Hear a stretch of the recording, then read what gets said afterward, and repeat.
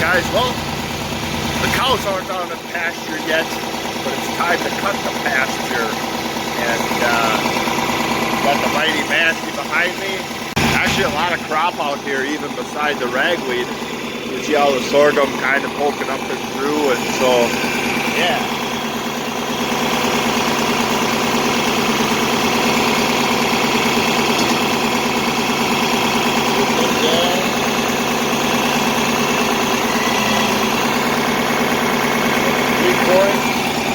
We're ready to go.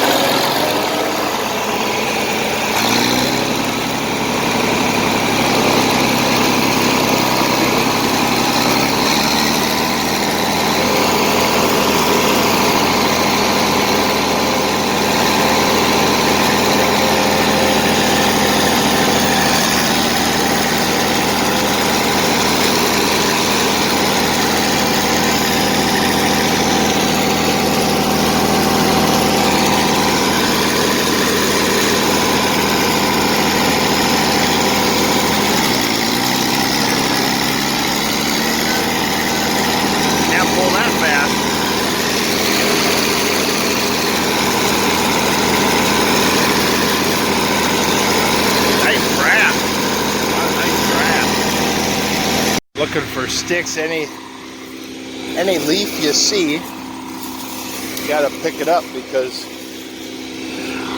all them big branches here, when they're out in the field, look like just a little leaf.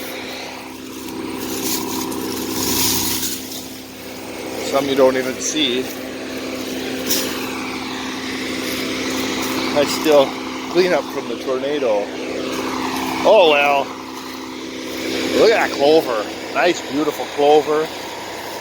Yeah, I think that's all I can see for now. Whoop.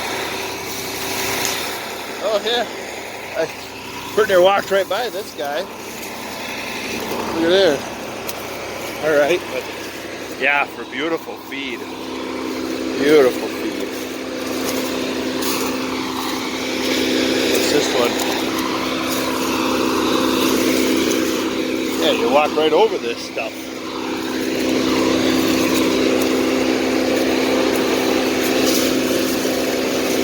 All right. Let's quit goofing off.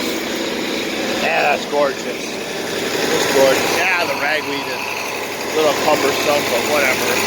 Tree. That's just part of it.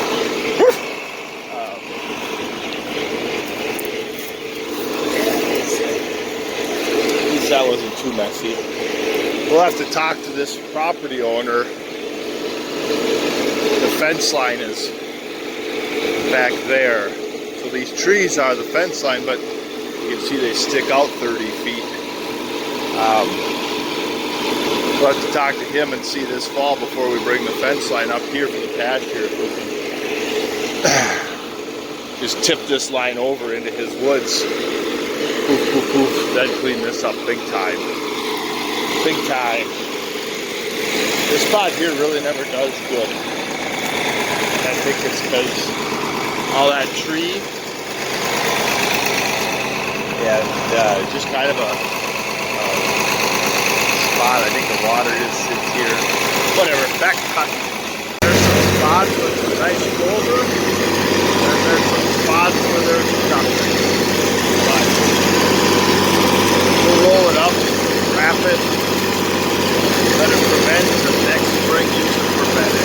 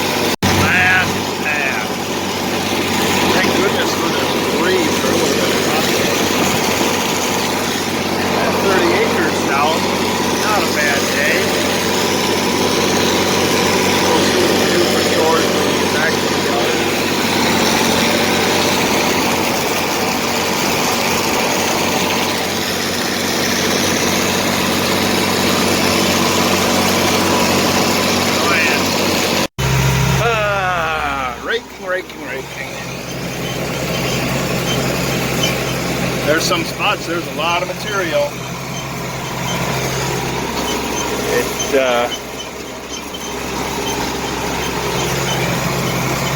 Geez, if a guy gets another $2 a bale, or two bales an acre off this field, that's a lot of bales. That's a lot of bales. That would be about 100, a little over 100 bales off of this field at $45 a bale. You know, a guy ain't doing too bad on this field. Look at them ugly frickin' beans. I don't know if I'll put a soybean in next year. Wouldn't hurt my feelings none.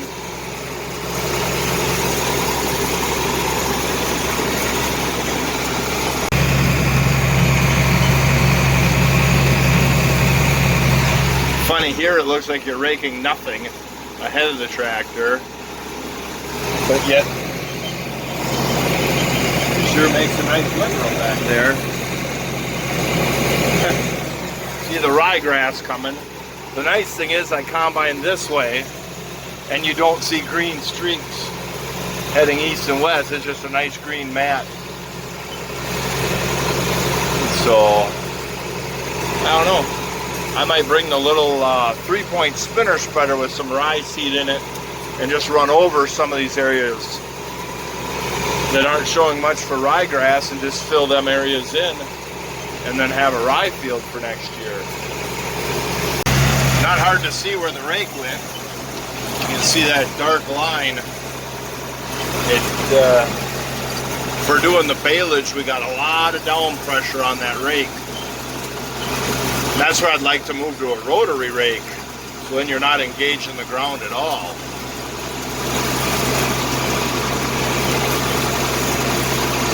There you can see how clean the beans and the rye, and then moving to the beans, how clean that is. Whoop, whoop. And then the beans themselves get kind of dirty.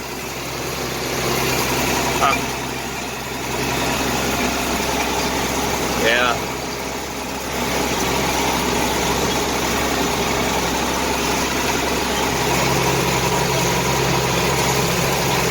It is a nice day to be out in the field.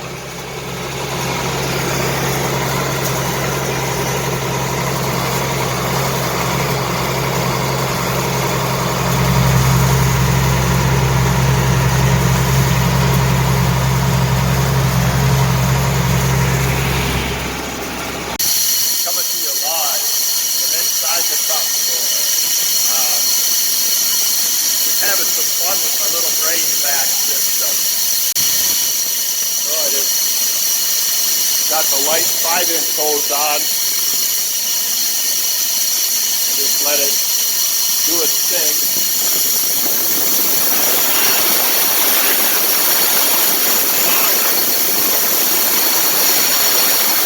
The wagon can kind of act as a third spin, and then when it gets close to topping off the grain cart, I can shut the auger off, let the wagon fill up, and then top the grain cart off outside so I don't have to be in here. This is nice. I'm really liking this. I'm really liking this. I like the sweep arm over shoveling, but I've had nothing but troubles with them from day one. I will get them going again, you know, but right now this is way too nice.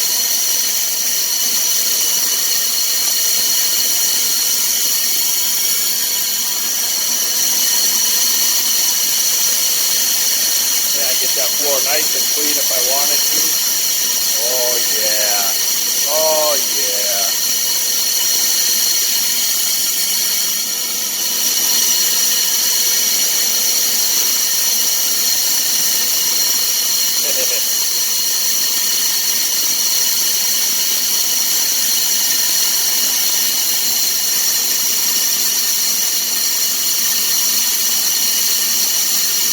I'm really liking this over the sweep arm because of the dust. There's my clump. A little clump around that motor. like I thought, that's probably the last time I leave that sweep arm in because it seems like it allows an air gap or something, or stops the fan from blowing air, and there's splashing around that sump. It just made a bad spot, and there you go. So you got two scoop shovels, but it plugs the sump. But I like it because there's no dust. You know, that sweep arm, oh man alive, that makes a lot of dust. So, another 53,000, ready for the next semi. Kind of a pain in the butt for me to come back, transfer everything into the buggy, and then run the buggy up to the driveway, but I'd gladly do that to just, so then the truck driver, he just shows up and in like 5 minutes he's full and out of here. So it works really nice for them guys, and so I guess I'm glad to do that for them, because it's bad enough that they got to deal with what they got to deal with down in the Twin Cities. So yeah, well, we ended up with another 2 bales an acre, so we got 4 bales to the acre of straw and grass after we got the grain cutting and rye. We took some to the auction. That's $45 is what we got. That's a lot of money per acre. That's $180 an acre worth of value just in straw. That's not a bad deal.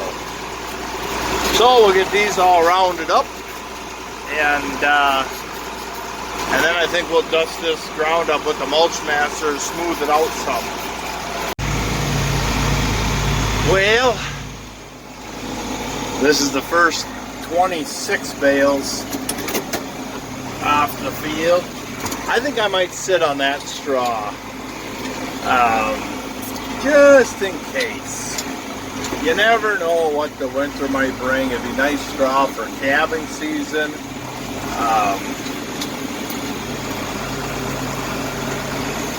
This stuff will bale graze in the winter.